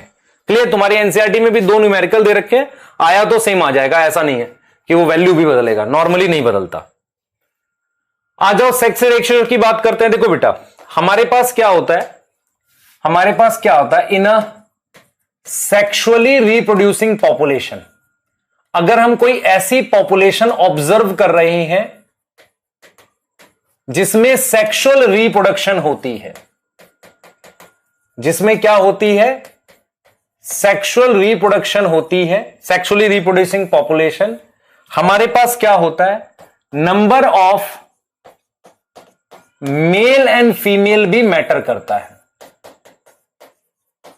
Also important. इसमें क्या करते हैं बेटा, एक तरीका होता है कैलकुलेट करने का। मान लो मैं लिखता हूं 50, 500 फीमेल हैं, मैंने लिख दी 600 मेल हो गए। तो मैं क्या करता हूं, किसी एक की वैल्यू को 1000 कर लेता हूं, जिसे पर कैपिटा, या 100 कर लूंगा। तो मैं क्या करता हूं, नॉर्मली जो सेक्स रेशियो निकालता हूं वो कैसे निकालता हूं, मैं नंबर ऑफ फीमेल, रेशियो निकालनी है ना, number of female per capita male पे निकालनी है। तो इसका मतलब मैं इसको, इस मेल को मैं लूंगा पर कैपिटा मेल, इसको 1000 ले लूंगा। अब मैं बताऊंगा कितनी फीमेल है। तो मान लो मैं इंडिया के लिए लिख लेता हूं 936। तो इंडिया की ये मान लो सेक्स रेशियो आ गई। तो इसका मतलब ये होगा, सेक्स रेशियो अगर आपको 936 अपॉन में 1000 दे रखी है, तो ये फीमेल हो गया और ये मेल हो गया। तो ये मैंने वैल्यू लिखी, इसे पर कैपिटा कह रहे हैं, यहां पर कैपिटा है 1000। तो मैं 1000 ना लिख के कई बार पर कैपिटा वर्ड लिख देता हूं। तो मैं ऐसे लिखूंगा 936 फीमेल पर कैपिटा मेल। आ रहा समझ? सोचो, क्लियर है?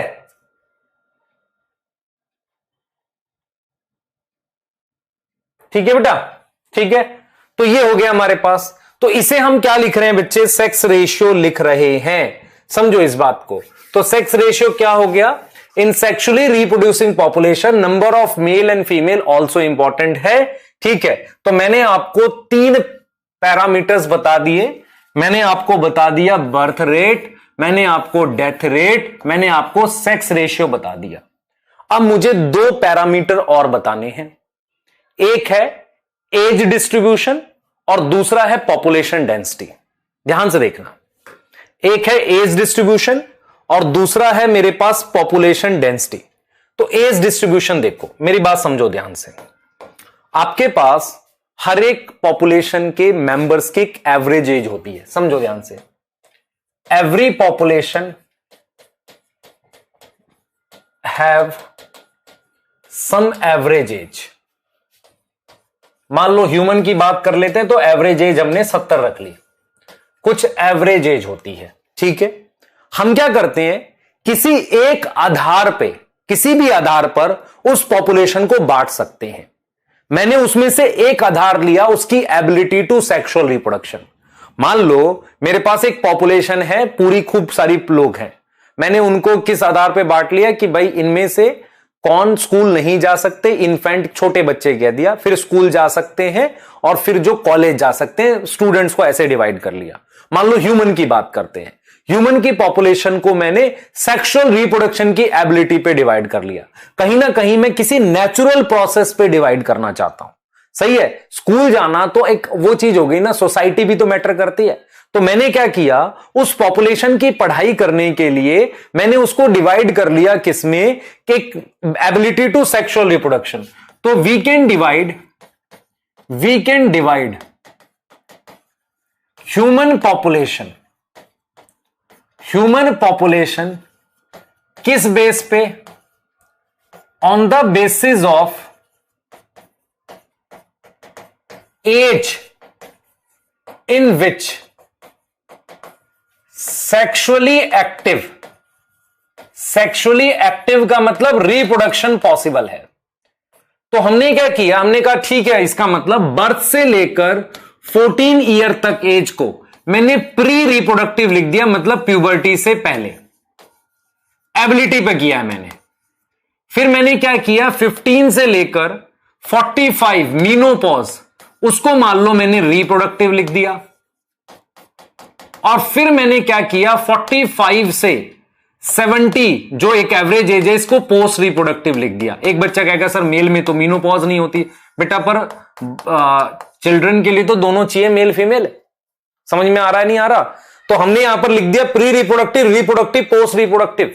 ये तीन हमने जनसंख्या को 3 एज में डिवाइड कर लिया। मैं जनसंख्या को किसी और आधार पर भी कर सकता हूं, पर हमारा फोकस अभी किसी नेचुरल प्रोसेस पर के आधार पर बांटने का है।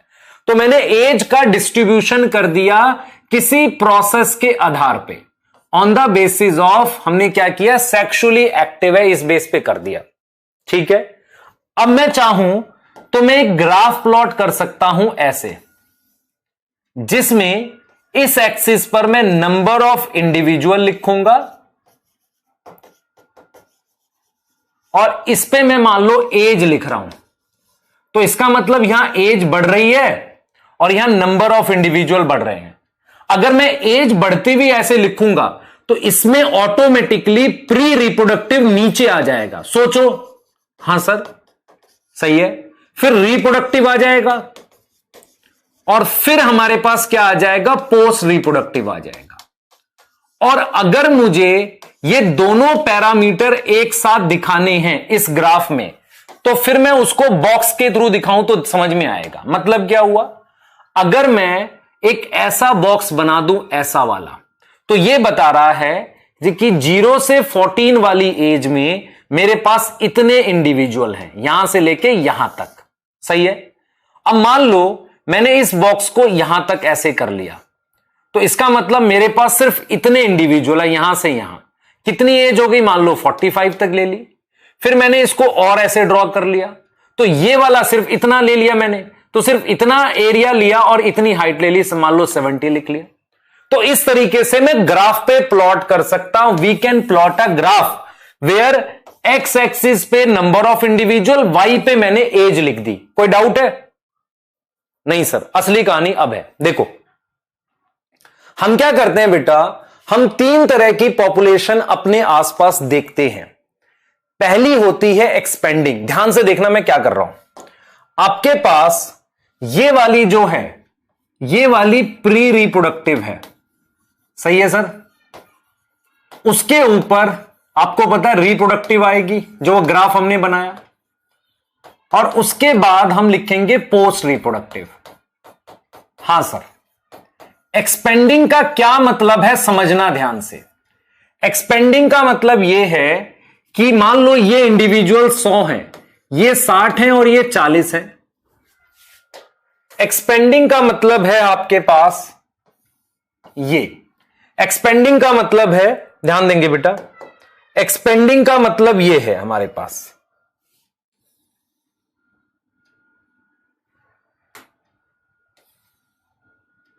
ध्यान दो बेटा।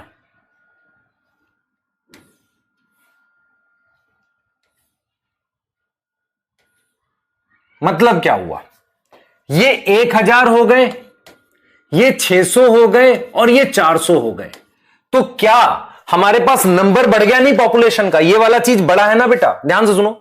ये तो सेम रहा, ये एक्सिस सेम रहा, सुनो ध्यान से देखो, ये एक्सिस तो सेम रहा जो ये था, ये बढ़ गया मेरे पास, साइज बढ़ गया, ऐसे ऐसे बढ़ गया। तो एक्सपेंडिंग का मतलब क्या होता है? शेप यही रहेगी, नंबर ऑफ इंडिविजुअल इंक्रीज हो जाएंगे। नंबर ऑफ इंडिविजुअल क्या होंगे? इंक्रीज हो जाएंगे बेटा, इंक्रीज हो जाएंगे। शेप सेम रहेगी, शेप सेम, साइज चेंज हुआ है, सिर्फ साइज चेंज हुआ है ना इस बक्से का। ये पॉपुलेशन कहां मिलती है? अगर आपसे मैं पूछूं, ये पॉपुलेशन पुअर कंट्री की है, लेस डेवलप या अंडर डेवलप? लेस डेवलप की। ऐसा क्यों? सुनना ध्यान से, देखो ध्यान से सुनेंगे। ऐसी पॉपुलेशन उस कंट्री में मिलती है जहां पर, पहली बात ध्यान सुनेंगे, क्या क्या प्रॉब्लम्स होती हैं। हेल्थ फैसिलिटी खराब है, 1000 इंडिविजुअल में से 600 ही ऊपर पहुंच पाते हैं। IMR infant mortality rate high है। तो ये कहां मिलेगा? फीचर सुन लो, IMR हाई है, डेथ काफी होती है वहां। हेल्थ फैसिलिटी खराब है। क्या खराब है? हेल्थ फैसिलिटी खराब है। उसके अलावा, ये तो समझ में आ रहा है, उसके अलावा एक और प्रॉब्लम है कि फैमिली प्लानिंग प्रोग्राम नहीं लगे। Family planning program not implemented well. ये कुछ प्रॉब्लम है ऐसा। इस वजह से बच्चे भी ज्यादा पैदा होते हैं पर ज्यादा अगली उसमें नहीं जाते, पर स्टिल एक पेयर को, मतलब हस्बैंड वाइफ को रिप्लेस करने के लिए 2 से ज्यादा बच्चे बन जाते हैं पॉपुलेशन में, एवरेज ज्यादा बनता है। मैं आपको क्या समझा रहा हूं, सुन लो ध्यान से।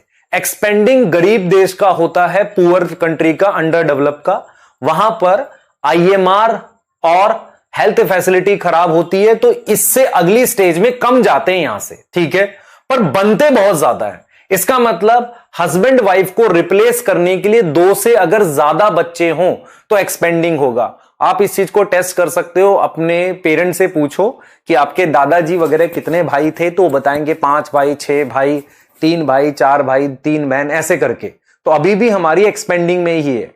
अगर किसी हस्बैंड वाइफ को 2 बच्चे रिप्लेस करते हैं तो वो स्टेबलाइजिंग में आती है। तो हर कंट्री चाहती है कि वो धीरे धीरे स्टेबलाइजिंग में आ जाए, क्योंकि रिसोर्सेज लिमिटेड है, रिसोर्सेज है नहीं हमारे पास। स्टेबलाइजिंग का मतलब समझो तो आपको क्लियर होगा। देखो स्टेबलाइजिंग, अच्छा ये शेप कौन सी है? पिरामिड।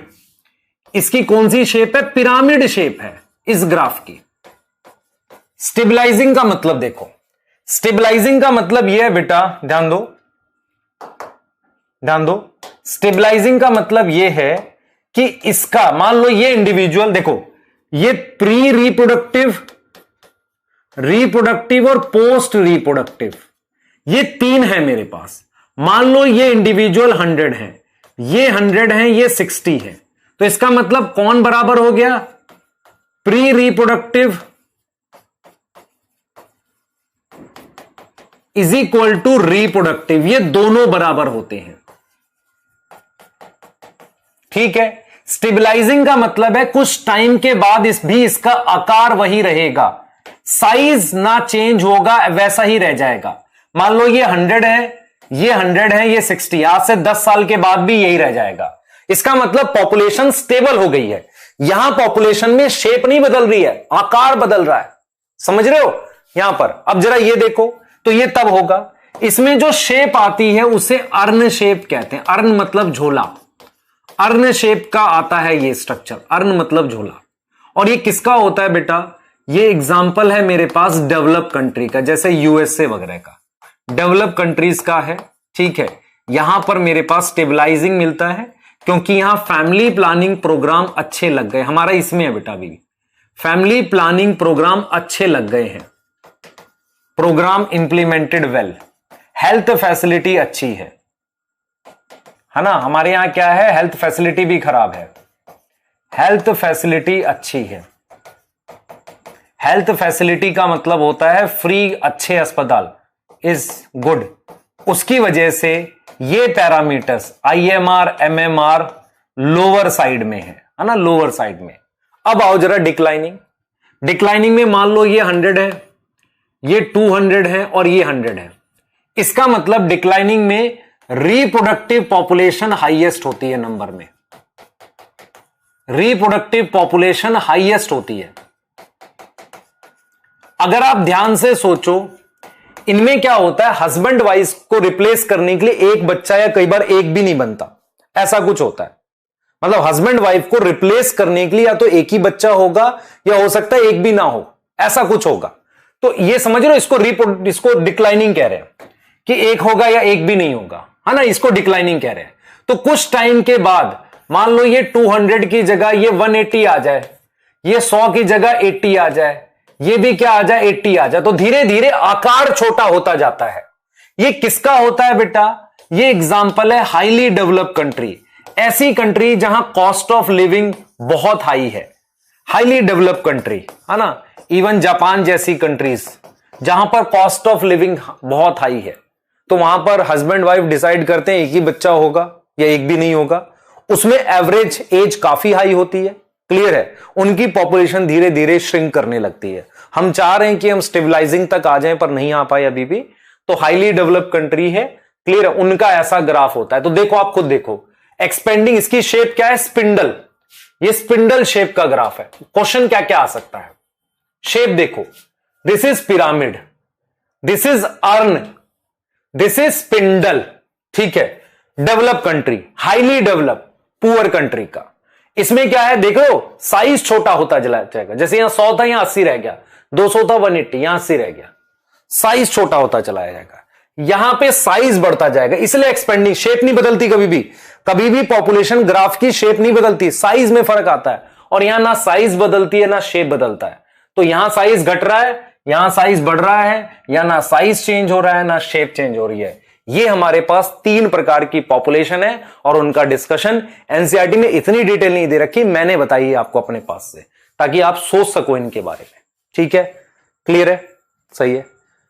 अब हम क्या करेंगे, ये करेंगे अपने आप से क्वेश्चन, ठीक है।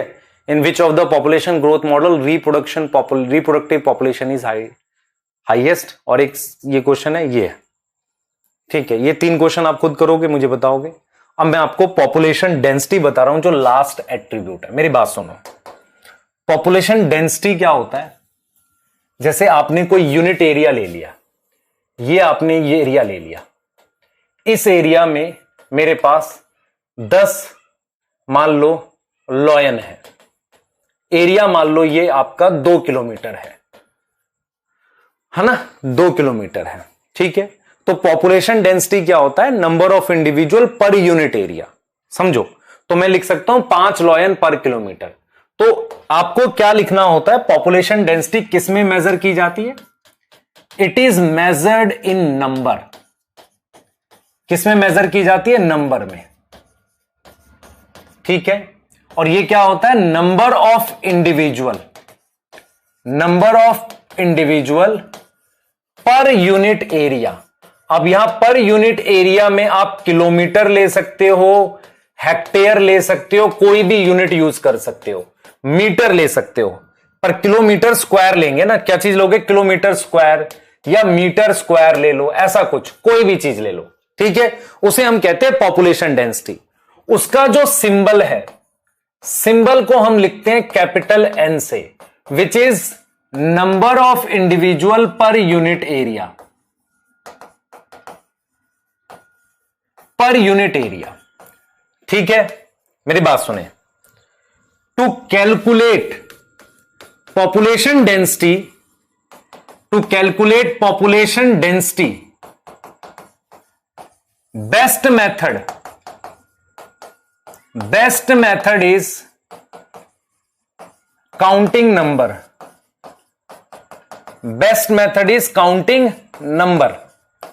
सबसे अच्छा मेथड क्या है, नंबर काउंट करना, बेस्ट मेथड होता है नंबर काउंट करना। किसी भी पॉपुलेशन डेंसिटी को कैलकुलेट करने का बेस्ट मेथड होता है नंबर काउंट करना। बट क्या होता है बेटा, but for all population number count करना पॉसिबल नहीं है। It is not possible to count number,